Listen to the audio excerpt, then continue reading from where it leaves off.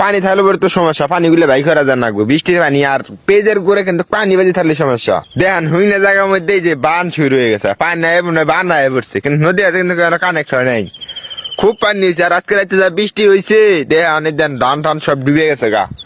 এই দেন ধার গেত আছে, বাইরে বাইরে ওদের মাছ হইলো নি, এই দেন ধান সব ডুবে গেছে গা। চোরের মধ্যে কি বৃষ্টি বেশি হইলো নাহি? কোন জায়গাতে এর থেকে বেশি বৃষ্টি হওয়ার কথা না, চোরের মধ্যে মনে হয় বেশি বৃষ্টি হয়েছে। কয়দিন ধরে বৃষ্টি আমি চাইতে আছি, কিন্তু এরকম বৃষ্টি পাওয়ার বাতাস চাইনি। আমি হিল পড়ছে বাতাসে দেন ভুট্টা সব নষ্ট করে আলাইছে, আমি তো এরকম বৃষ্টি পাওয়ার বাতাস চাইনি। আল্লাহ বৃষ্টি হইলে পরে ভালো হয় আবাদ নষ্ট জন্য, কিন্তু আজকে খুব বৃষ্টি বাতাস, আজকে ক্ষতি হয়েছে আরো বেশি। দেখেন বালুয়ে পানি খাইতেছে, দেন বুর বুর করে পানি খাইতেছে। দেখেন বান শুরু হয়ে গেছে, স্বাভাবিক এটা একটা দুলা। আমি মুফাত যাইতাছি, নদীর পানিও কিন্তু গুলা আইছে, আর নদীর পানি বাড়ছেও কিন্তু।